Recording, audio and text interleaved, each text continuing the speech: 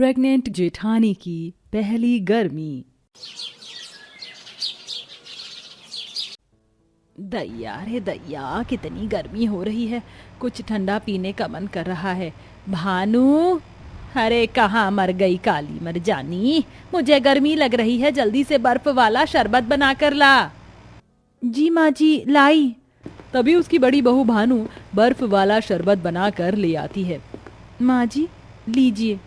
यहीं रख दे, मेरे पैर दबा और एसी का टेम्परेचर और कम कर दे, मुझे तो एसी में भी पसीने आ रहे हैं। जी माँ जी। तभी भानु एसी के रिमोट से टेम्परेचर कम करने की जगह बढ़ा देती है, जिससे कमरे में और गर्मी हो जाती है।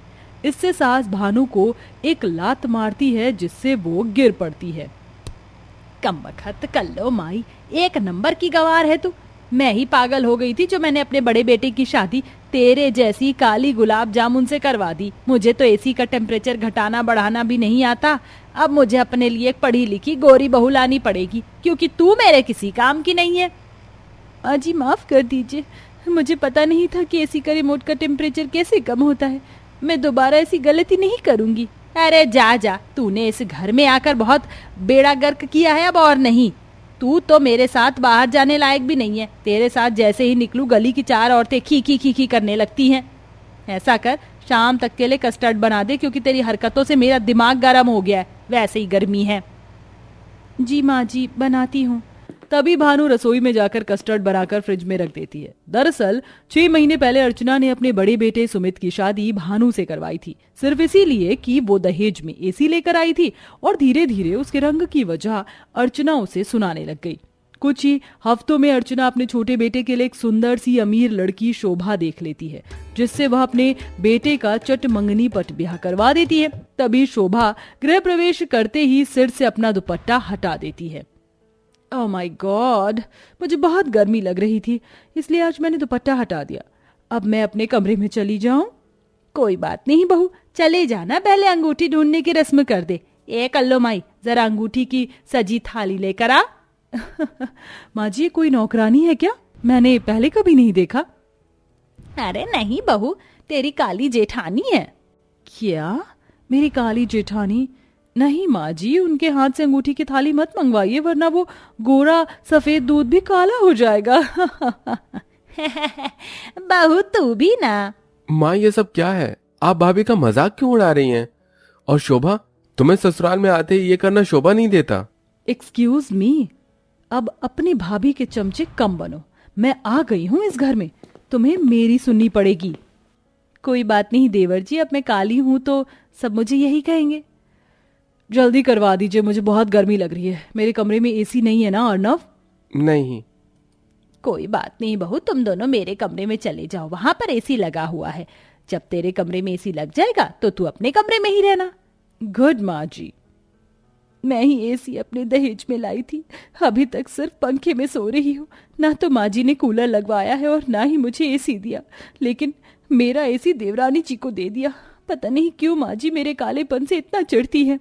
तभी भानु अंगूठी की रस्म से दूर बैठ जाती है, जिसमें देवरानी जीतती है और सास अपना एसी का कमरा छोटे बहू बेटे को दे देती है। ऐसे ही वक्त गुजरता है। घर का सारा काम अभी काली बहू ही करती थी और सास और देवरानी मिलकर जेठानी पर टॉर्चर करते थे।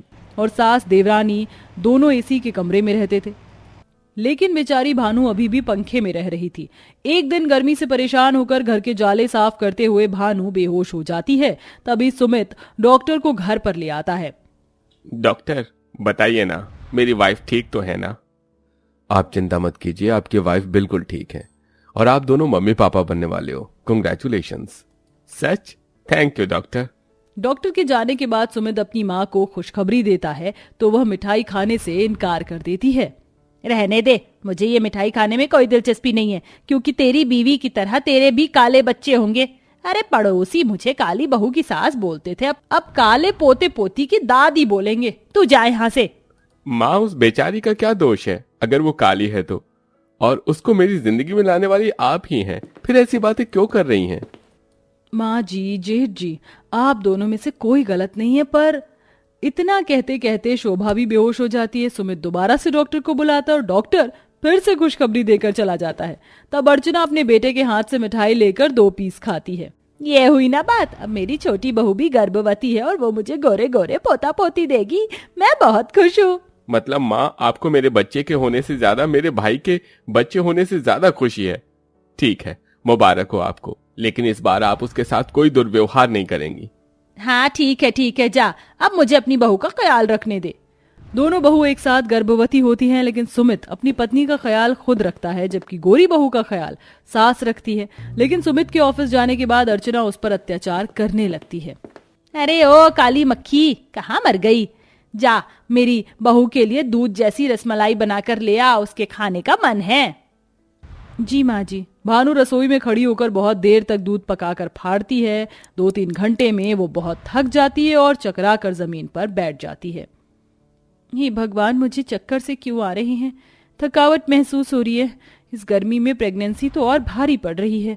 उन्होंने मेरे लिए ड्राई फ्रूट्स का कस्टर्ड बनाया था, खा लेती हूँ, थोड़ी ताकत मिल जाएगी जब तक रसमलाई भी ठंडी हो रही है। ये बोलते ही भानु फ्रिज में से कस्टर्ड लेती है, लेकिन उसे मिलता नहीं है। तभी देवरानी कस्टर्ड खाकर कटोरी रखती है। आहा, कितना अच्छा ड्राई फ्रूट कस्टर्ड था, मजा आ गया खाकर। देवरानी जी, आप ड्राई फ्रूट कस्टर्ड कैसे खा सकती हैं? वो खास मेरे लिए सुमित जी ने बनाया था और आपके लिए तो मैं रसमलाई बना ही रही थी, फिर भी। हाँ तो क्या हो गया? उस ड्राई फ्रूट कस्टर्ड पर कौन सा तुम्हारा नाम लिखा हुआ था जो मैं देखकर छोड़ देती? वैसे भी तुम काली हो, वो ड्राई फ्रूट कस्टर्ड खाने से तुम्हारा बच्चा कौन सा गोरा हो जाता? देवरानी जी, मेरे लिए बच्चा काला हो या गोरा हो मैटर नहीं करता, बच्चा मेरा है, मैं उसे बहुत प्यार करूंगी। ये रंग भेद की नीति आप और सासू माँ ही चलाते हो, मैं नहीं। तुम्हारी हिम्मत कैसे हुई मुझसे बोलने की, काली जेठानी जी? मैंने सब कुछ सुन लिया है शोभा बहू, इस काली बहू के ज्यादा ही पर निकल आए हैं। अभी बताती हूँ। क्यों री काली बहू, जैसे तेरा हाथ मोड़ा है, काश में तेरी जुबान भी मोड़ देती तो सही रहता ना। अपनी हद मत भूल। और हाँ, सुमित को ये बात पता नहीं चलनी चाहिए। छोड़ दीजिए माँ जी मुझे। तभी झटके से अर्चना उसे छोड़कर चली जाती है और दीवार का सहारा लेकर भानु बच जाती है।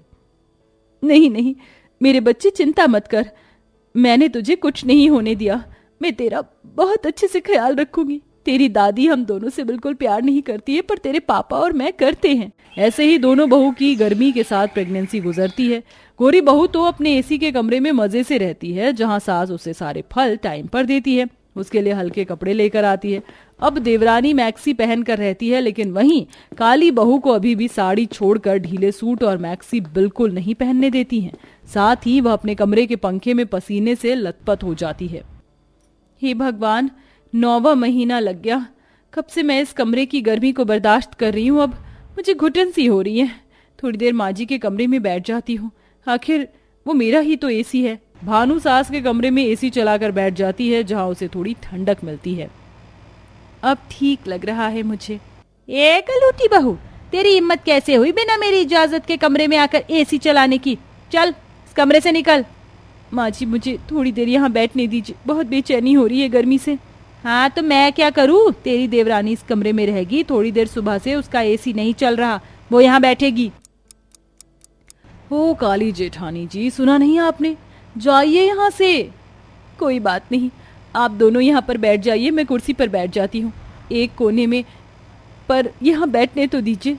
लगता है तुझे मेरी बात समझ नहीं आ रही है। अर्चना गुस्से में भानु का हाथ पकड़कर उसे कमरे से बाहर निकालती है कि शोभा को भी उसका धक्के से धक्का लग जाता है और दोनों बहू पेट के बल गिर जाती हैं, जिससे उनके पेट में दर्द होने लगता है। माँ जी, मेरा बच्चा, मुझे बहुत दर्द हो रहा है माँ जी। भगवान जी, ये मुझसे क्या हो गया? इस मनुष्य के चक्कर में मेरी गोरी बहू के लग गई। काली कहीं की कीड़े पड़े तुझ पर। शोभा बहू, थोड़ा उठने की कोशिश कर, मैं तुझे हॉस्पिटल लेकर चलती हूँ। अर्चना फौरन अपनी गोरी बहू को अस्पताल ले जाती है और बेचारी काली बहू जमीन पर तड़पती रहती है। इतने में सुमित भी खुशकिस्मती से घर जल्दी आ जाता है और अपनी पत्नी को इस हालत में देखकर बहुत परेशान होता है और उसे अस्पताल ले जाता है। दोनों बहू वार्ड में शिफ्ट थी, जहां सुमित की मुलाकात अपनी माँ से होती है। माँ, मैं जानता हूँ मेरी पत्नी की हालत आपकी वजह से है। अगर मेरे बच्चों को कुछ भी हुआ, मैं आपको कभी माफ नहीं करूंगा। और उसकी ऐसी हालत में आप उसे कैसे छोड़कर आ सकती थी? बेटा, मुझे माफ कर दो, मुझे पता नहीं क्या हो गया था। ये मान ही नहीं रही थी एसी के कमरे से जाने के लिए, इसलिए मैंने इसको धक्का दे दिया और उसमें शोभा के भी लग गई। क्या? छी माँ, सिर्फ एसी की वजह से? आप अपनी नफरत को कहां से कहां ले आई हैं? अगर दोनों में से किसी के भी बच्चे को कुछ हुआ तो इसकी जिम्मेदार आप हैं। मेरी पत्नी से, उसके रंग से आपको इतनी नफरत है कि आप मेरे होने वाले बच्चे से भी नफरत कर बैठी। अब मैं इस घर में बिल्कुल नहीं रहूंगा। मैं मेरे बच्चे और भानु को लेकर यहां से हमेशा के लिए चला जाऊंगा और अर्नव को भी आपकी सब हरकत बताऊंगा। नहीं बेटा, मुझे छोड़कर मत जा। आपकी सजा यही है कि मैं आपको छोड़कर जा रहा हूं, रही अपनी गोरी बहू और गोरे पोते के साथ। मिस्टर सुमित, आपकी बेटी हुई है, पर आपकी वाइफ की तबीयत बहुत ज्यादा खराब है। प्रार्थना कीजिए कि वो ठीक रहे। जान पर बनाई है, अगर 10 से 12 घंटे में उन्हें होश नहीं आया तो। नहीं डॉक्टर साहब, ऐसा मत कहिए। दुआ में बहुत ताकत होती है, उसे अपने बच्चों के लिए आना ही होगा। सुमित बहुत देर तक मंदिर में प्रार्थना करता रहता है और आखिरकार भानु होश में आ जाती है। वहीं दूसरी तरफ शोभा और उसका बच्चा भी बिल्कुल ठीक था, पर थोड़े दिन बाद सुमित अपने बच्चे और पत्नी को लेकर हमेशा के लिए घर छोड़कर चला जाता है, क्योंकि उसकी माँ की नफरत उसे घर छोड़ने पर मजबूर कर देती है। तो ये थी काली गोरी बहू की एक प्रेगनेंसी की कहानी, जहाँ सास की नफरत की जीत होती है।